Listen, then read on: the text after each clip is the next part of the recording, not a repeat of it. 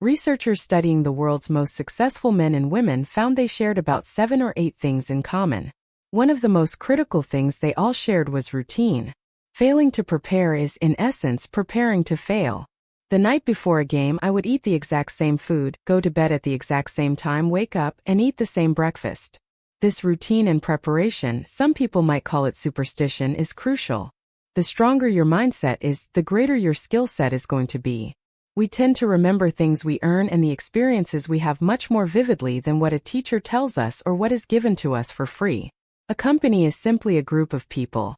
As a leader, you must be a great listener, a great motivator, and very good at praising people and always looking for the best in them.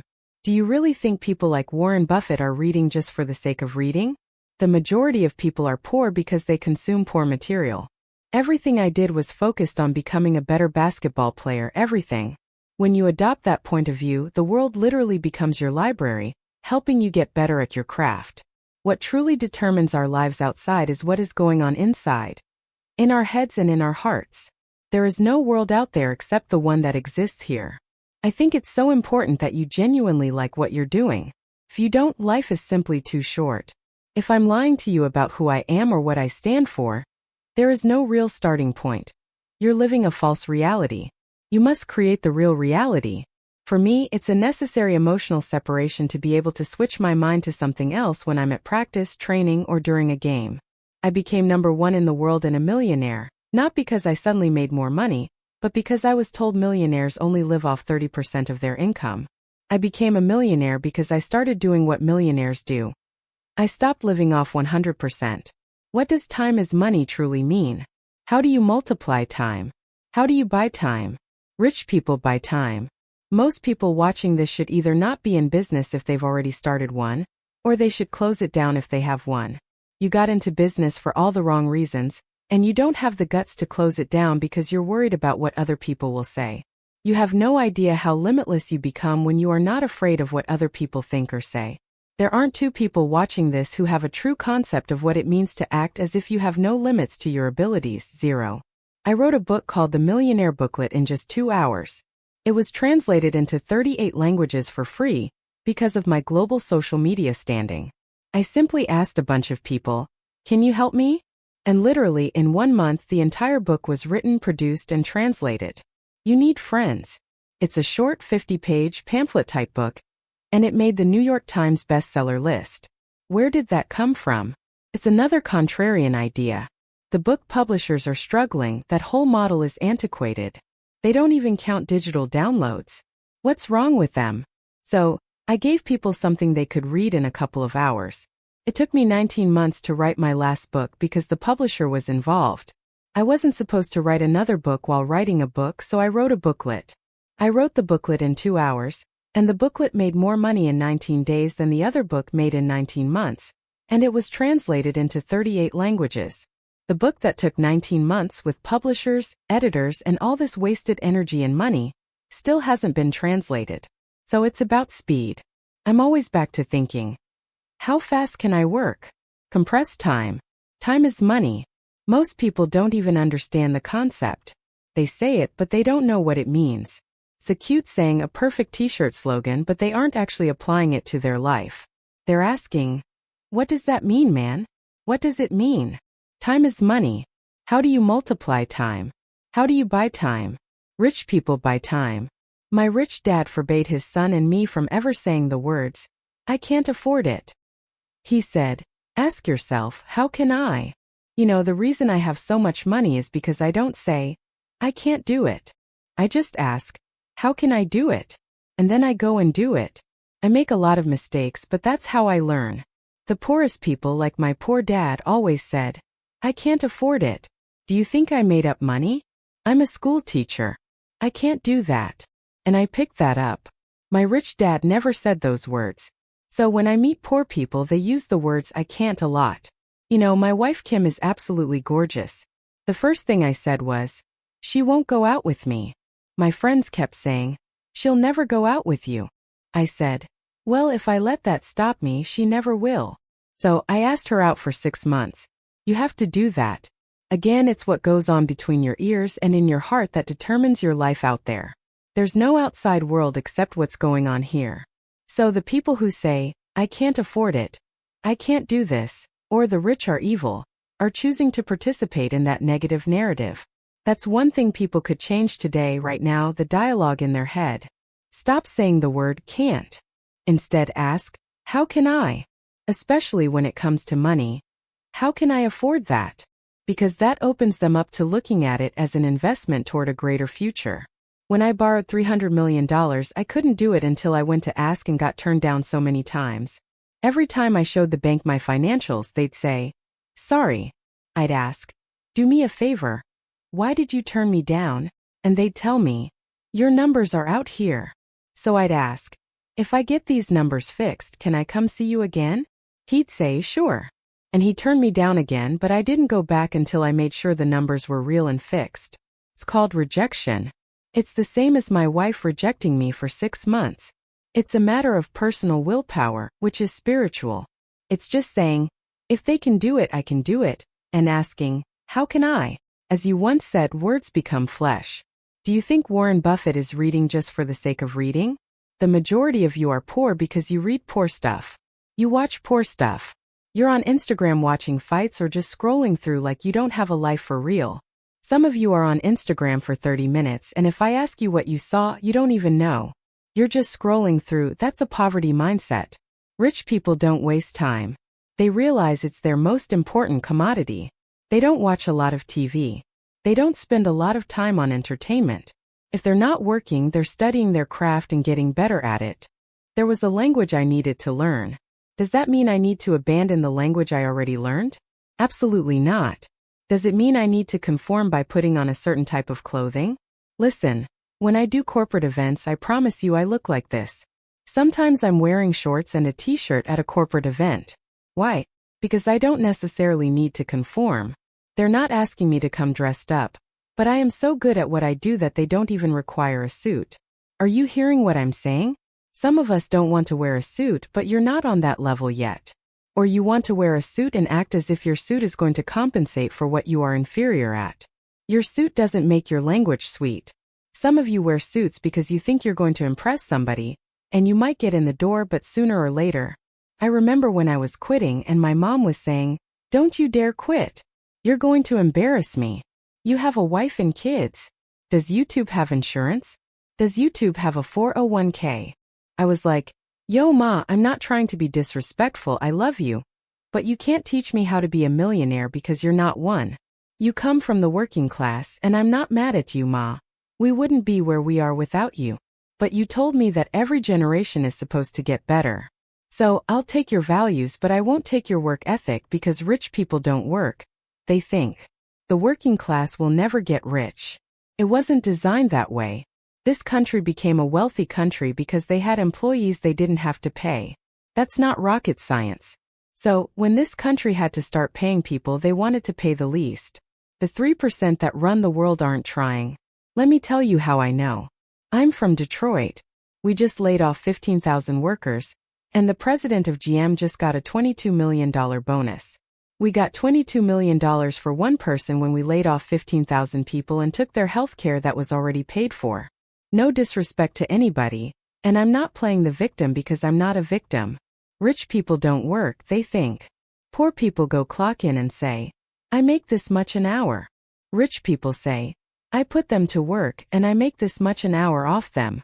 See, what happens is you're working for you and your family, but they have 40 of you working at one time. So, they're giving you 20% and keeping the 80% off of 15,000 people. That's enough to have $22 million. So, what you have to decide is, are you going to keep being the 99% or are you ready to be a part of the 1%? It doesn't matter where you come from. High school dropout, GED, sleeping in abandoned buildings, a 17-year-old mom who got pregnant south side of Chicago, raised in Detroit, or took 12 years to get a 4-year degree. None of that makes a difference. You know what makes a difference? When you decide if you're going to be a 99% or a 1%. And when I started thinking like, acting like, and behaving like a 1%er, everything changed. Is that clear? I'm here to talk about success. The first rule of success is to have a vision. If you don't have a vision of where you're going and if you don't have a goal, you drift around and never end up anywhere. I was born in 1947 in Austria after the Second World War. I was very fortunate that I stumbled onto my vision. I didn't really like Austria when I grew up. I couldn't wait to get out of there. I couldn't see myself becoming a farmer or a factory worker, even though my parents wanted me to stay there and have a normal life. But that was their vision, not mine.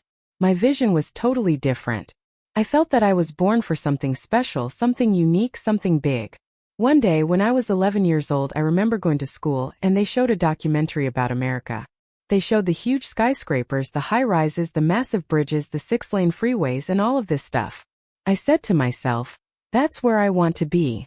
I don't want to be around here with these little farmhouses and little buildings. I want to be in America one day.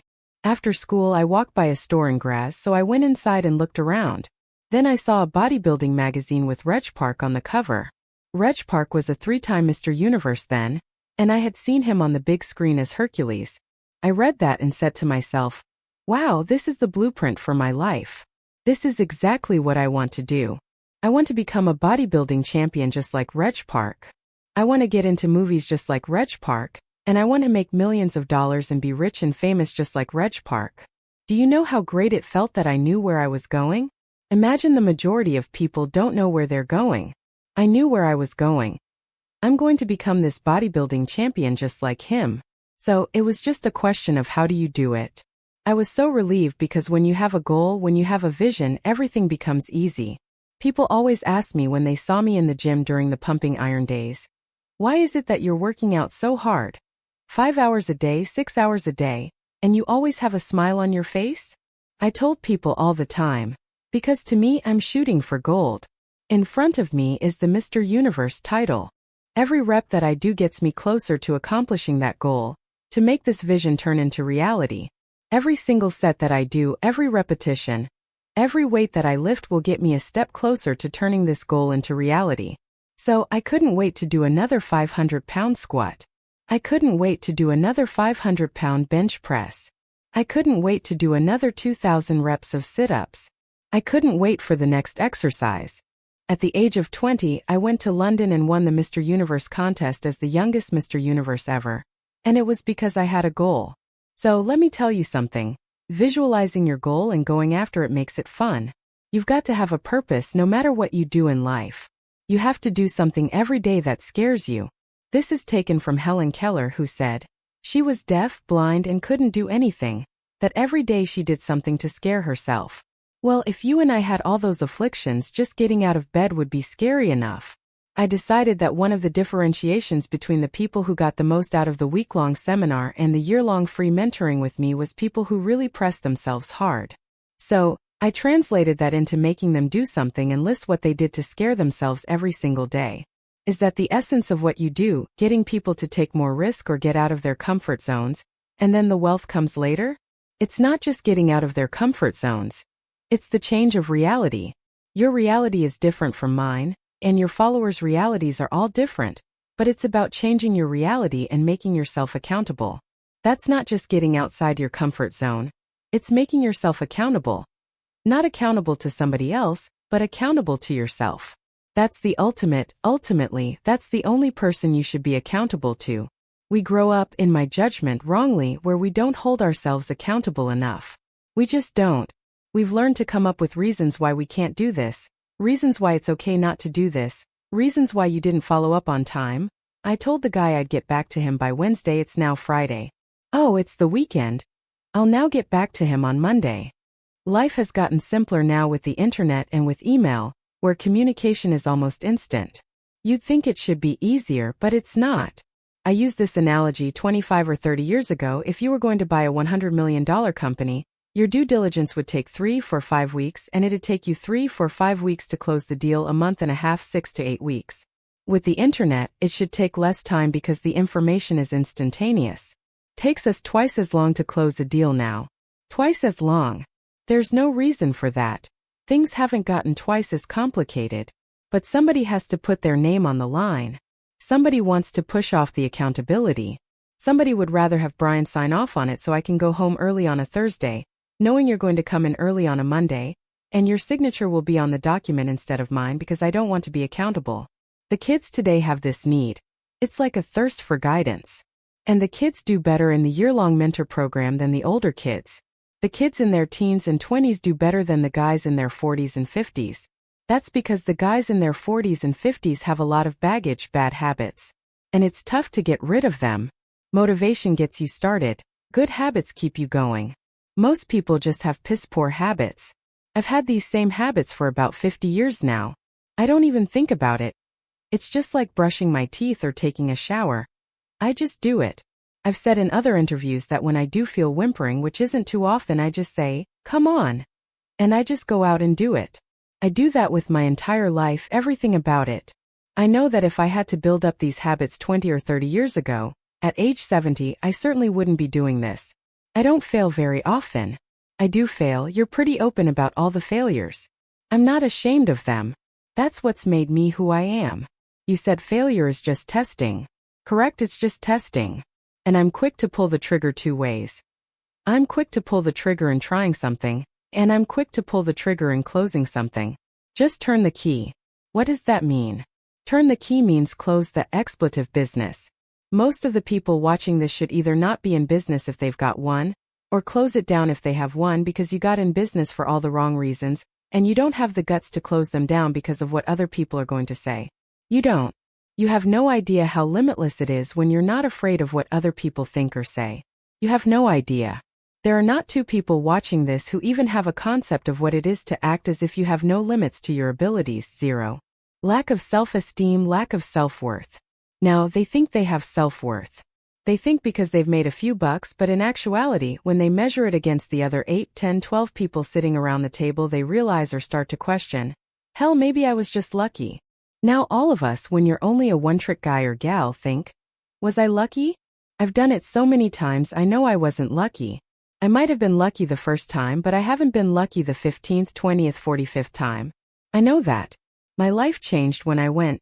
I was pretty much a haphazard kid, got into a lot of trouble, got arrested 4 or 5 times, and this is with my dad as a cop. But then I volunteered for the draft in 1966 at the height of the Vietnam War. I went to OCS, and that changed my life because it was the really first real high-performance thing that I could measure myself against other people. 2/3 of all Fortune 500 CEOs have one thing in common. A military background. Really? 2/3 of those 2/3 have something else, martial arts. What do you learn in martial arts, Brian? Discipline. Focus. A lot of people don't believe they deserve to be there. I convinced them, and we have these drills why you belong there. A lot of people that come there with money, who have made money, think they made it by accident. I just had one of my superstars who's made $100 million tell me in the last week, you know, I'm not sure I'm going to have another lucky accident. And I said, you did it. You tried a lot of things. I believe Thomas Edison, I wouldn't have done it 10,000 times. I would hire an engineer from MIT to do it, but I've tried a lot of things. Nobody's failed at more things than I have. And the first 100 million are successes, but I could write a book about failures that would be. Because I've tried a lot of different things because failure is just testing. One of the reasons I've been so successful in generating this equity and value in my kids, and I call you all kids, is because I convinced them that making a mistake is okay. Your parents probably told you, you can be anything you want, but you can't. That's nonsense if it's all juxtaposed. But what you tell them is that you can do anything you want that you have passion for because that eliminates most of the crap. Most people don't follow their dream. As they say in The Sound of Music, you can't have a dream come true unless you have a dream. I still dream. I dream in Technicolor. I say my affirmations and goals every single night. It's bloody hard to be a high-performance person. 74% of people in America hate their job. It's not much different when you come to Europe. The majority of people don't like what they're doing because they're really not doing it because they didn't have a goal and they followed the score. They just aimlessly drift around and then all of a sudden there's a job opening so they get a job because you have to work. But then when you work it's a chore. It's work, it's not fun. So, if you think about it, only 1/4 of the people really enjoy what they're doing in life. That is unbelievable. I felt so blessed that I knew what I was doing. It's like a medical student who studies and knows he wants to become a doctor. You know where to go. And the same thing is also in politics. I remember that in politics, I had a very clear vision that I would be the leader of California. This is as far as I could go because I was not born in America, so I could not run for president. So, being the governor of the largest state, the fifth largest economy in the world, was for me really the ultimate title, the ultimate accomplishment in politics. Even though people came up to me and said, "Why don't you go and run for something smaller? You're never going to make it." I ran for governor, and 2 months later, I became governor of the state of California, again because I had a very clear vision of what I was going to do with California. So that's rule number 1, have a vision. Rule number 2 is, don't listen to the naysayers. Everything I ever did, the thing I heard most often was, "That's impossible. That can't be done." Or "No." That is exactly what I heard, and of course I proved to the people that it can be done. So whenever someone said to me, "It can't be done," I heard, "It can be done." When they said, "No," I heard, "Yes." And when they said, "It's impossible," I heard, "It is possible." I'm a strong believer in what Nelson Mandela said. Everything is always impossible until someone does it. Well, I said to myself, I'm going to be the one to do it, and I'm going to show it to them. Maybe it has never been done before. That's perfectly fine with me. But I'm going to do it, and I did not listen to the naysayers. Success means different things to different people. For some, success might be financial achievements, becoming a millionaire, for example. For some, it might mean accolades. For sportsmen, it may mean trophies, championships, or medals. For some, being successful might simply mean achieving a state of wellness, health, or happiness. Whatever it means to you, take note of these 10 habits of all successful people. They apply to any area and any meaning of success. 1. They set goals.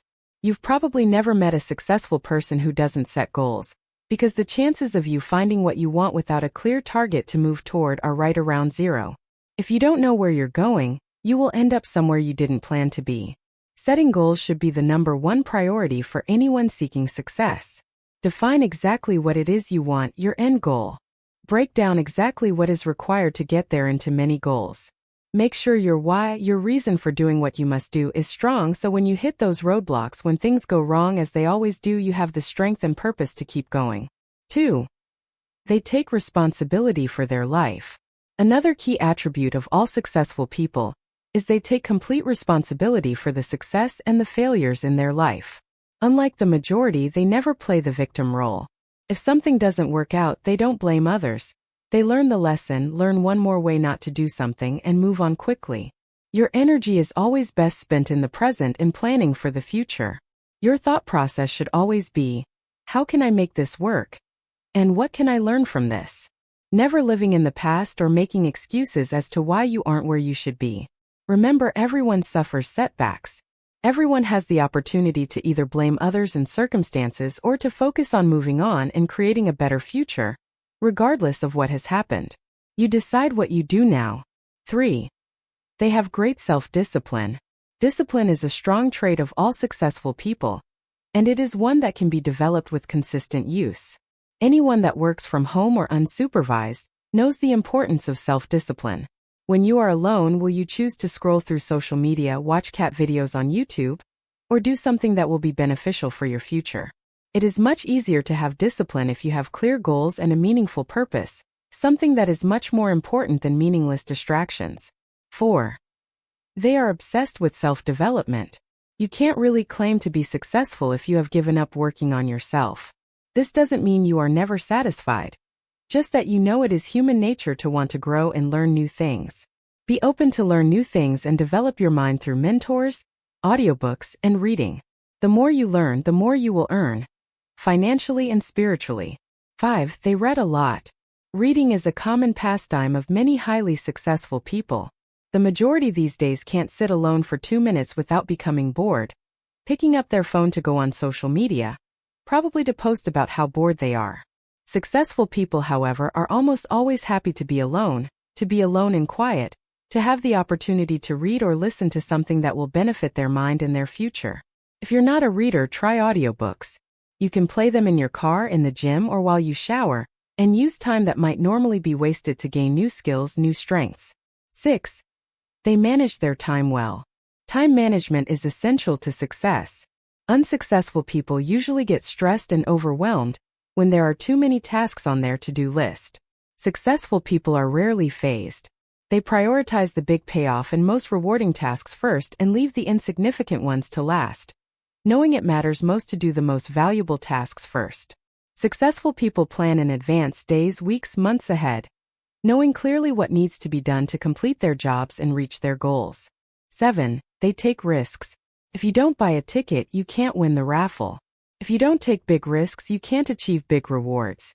Successful people know that there will be times they will need to take risks in order to get where they need to go. Often, most people won't take those same risks for fear of failure. However, the greater failure to successful people would be that of regret. Risk going for the life you want or guarantee living with one you don't want. 8. They keep going when they suffer failure and setbacks. We all suffer setbacks. Every single person that attempts to live their dream life will suffer through failure. Many of them might even lose everything. Most quit. The successful never quit. They keep going, knowing their greatest character is formed in adversity, knowing their success story is being written in every moment, and it will be especially good now that they have a comeback story. 9. They find a way to win. Successful people find a way, period. Whatever life throws their way, they deal with it, dodge it, smash through it, whatever is required. They find a way to win. It's the whatever it takes mentality. It's the confidence in knowing, whatever happens, I will give my all and leave nothing on the table. I will find a way to win. 10. They do what they love. If you're not doing what you love, you can't really claim yourself a success. Spending the majority of your working hours, also known as the majority of your life, doing things you hate for money is not successful living, it's torture to the soul. If you need to suffer doing something you don't like to get to a life you love, do that, but do not lose sight of exactly that, your ultimate purpose. Find your life purpose. Think of all the things you love to do more than anything in the world. Then brainstorm how you can turn those passions into profit. Doing what you love every day, even if you are taking a pay cut, will be worth it. Do what you love every day and you will never work a day in your life.